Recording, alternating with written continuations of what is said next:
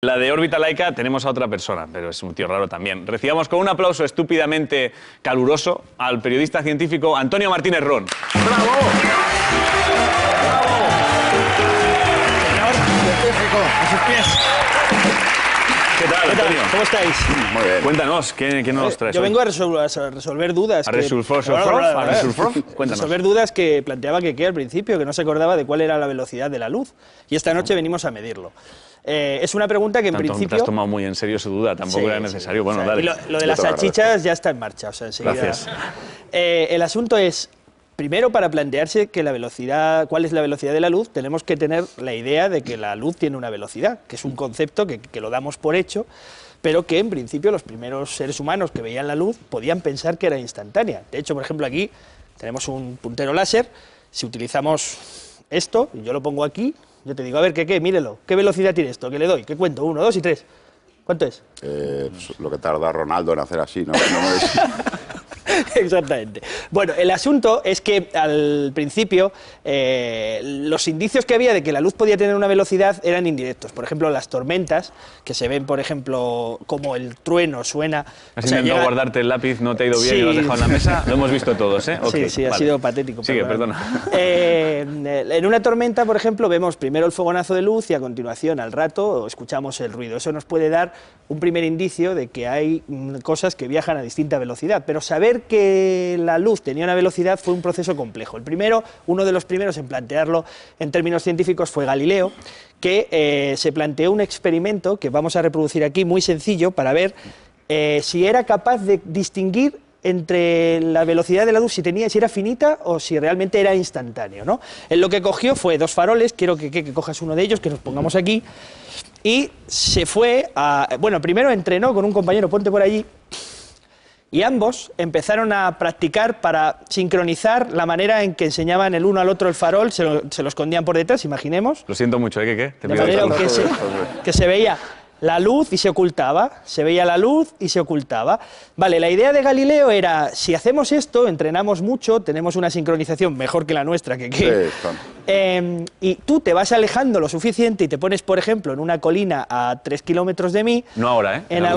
No te vayas.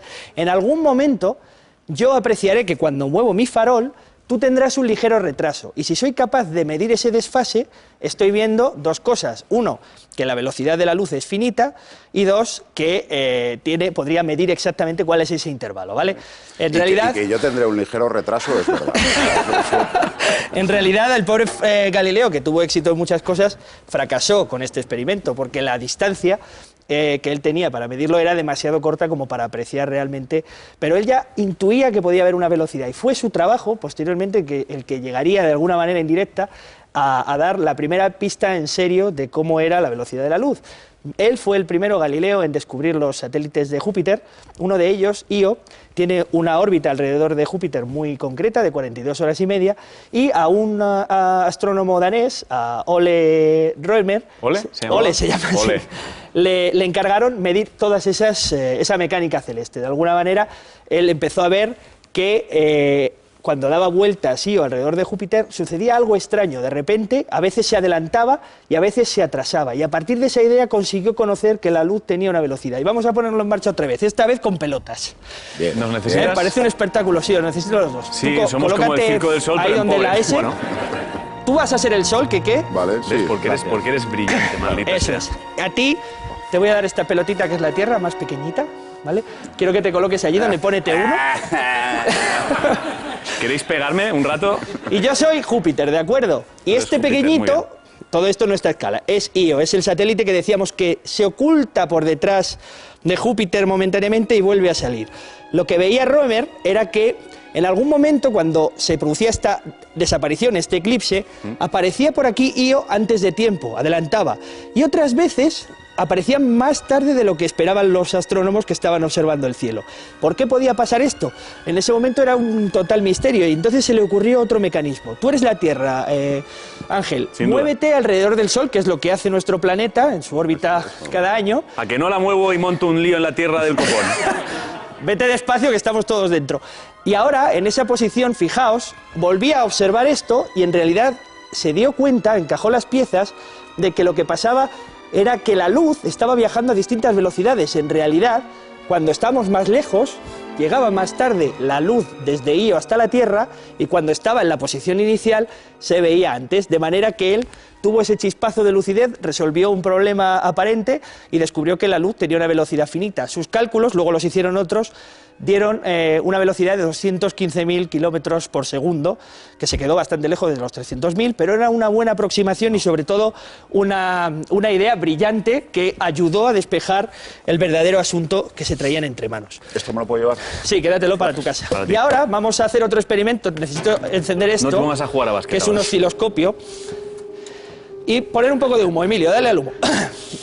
El siguiente experimento que se hizo, los verdaderamente interesantes sobre la velocidad de la luz, los hicieron los científicos con una distancia mucho mayor. Ya se ponían a 35 kilómetros, veían una señal, metían una especie de disco giratorio, dejaba pasar la luz momentáneamente y esos intervalos los medían y encontraron ya unos valores bastante precisos de a qué velocidad viajaba la luz. Nosotros no tenemos 35 kilómetros, tiempo no a tiempo, queremos. claro, ya crecerá este programa.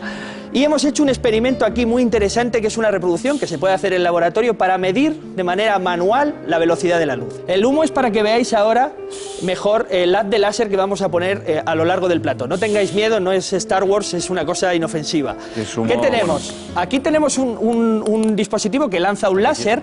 Este láser atraviesa un espejo semitransparente que deja pasar la luz, la mitad de la luz para un lado, y la otra mitad la refleja hasta un receptor que es el número 1. En este receptor la luz llega casi inmediatamente, está ahí pegado en los espejos, ahora lo veréis.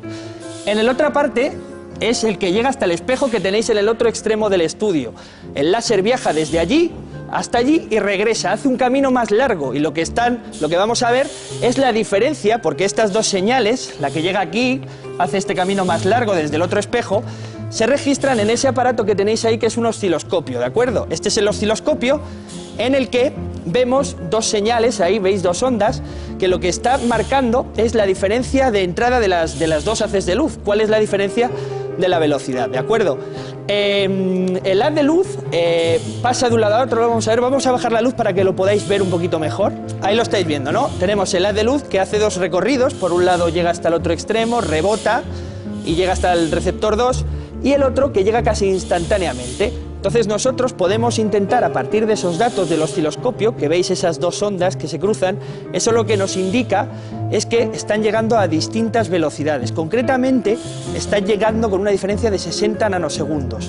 Lo que vamos a ver ahora es cuál es la fórmula muy sencilla. Este es un capítulo de pensar y de fórmulas, en el que conocemos que la velocidad es igual al espacio partido por el tiempo, ¿de acuerdo? El espacio, en este caso, son 9 metros que tenemos hasta allí más 9 metros de vuelta, es decir, 18 metros. Esos 18 metros han tenido un recorrido que ha tardado, hemos visto en el osciloscopio, de 60 nanosegundos. Esta fórmula, el resultado de esto, es 0,3 metros por nanosegundo. Si hacemos la traslación muy sencilla de nanosegundos a segundos, nos saldría 300 millones de metros por segundo.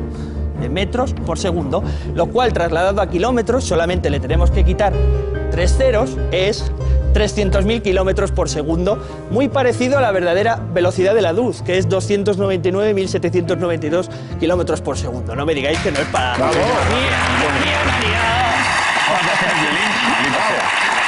Científico. Muchas gracias. Bueno, de verdad, muchísimas gracias.